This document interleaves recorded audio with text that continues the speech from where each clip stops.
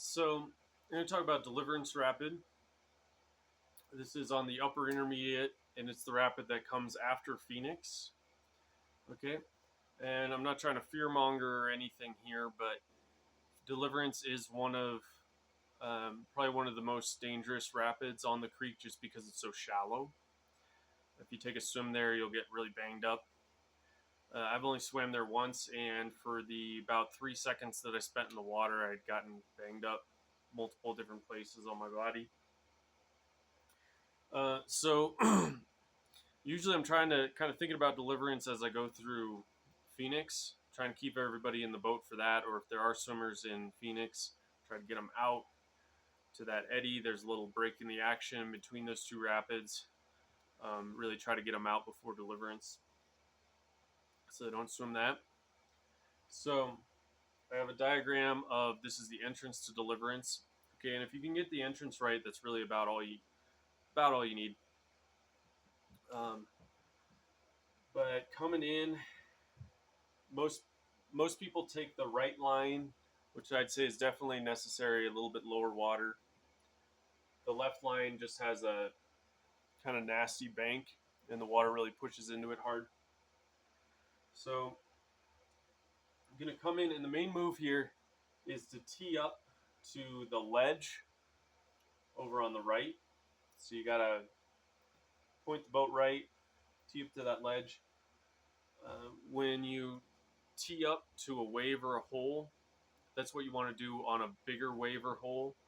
Is um, just tee up to it, go straight into it. That allows you to go through it as smooth as possible without it turning you or even flipping the boat. This ledge probably isn't big enough to flip the boat, but it'll turn you the wrong way.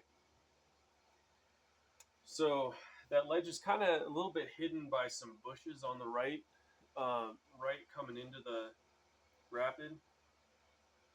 So you come in right next to these bushes, and there's some lateral waves which are represented here, which you want to kind of tee up to those a little bit as well, really. Just ready to be pointed right a little bit. And then you're going to see the ledge here where it drops off a bit. And you're going to see this kind of dark spot over on the right, and that's a rock that's actually underwater, but it's most water levels that'll be just underwater, but you kind of see that dark spot. And you just come in right next to that, and you just tee right up to that ledge. You got some white water here behind it. Just tee right up to that thing, and it might almost seem kind of scary, like you're going to go into this bank over here. But I found once you go through that ledge, it actually kind of automatically directs you back straight again, and it's pretty easy to get yourself straight. And then you just cruise down the right side of the river until you get to the bottom of the rapid. Then you want to kind of move to the left because you'll see there's some rocks and a ledge on the right.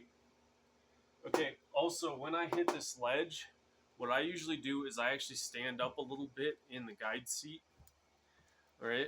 Because this is one of these places where as you go over that ledge, the stern of the boat's going to really kick up, right? It's kind of a guide popper rapid.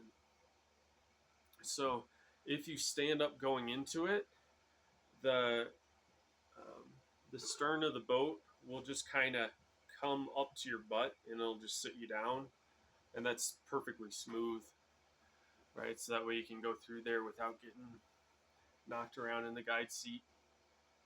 And another place that I tend to do that standing up thing on Clear Creek is also on the upper intermediate section coming into Outer Limits Rapid, the last class 4. There's actually a rock ledge. They call it 4-wheel drive. It's right at the beginning, and I'll actually stand up there. Once again, just let the sternum come up to my butt. And that allows me to go in there real smoothly.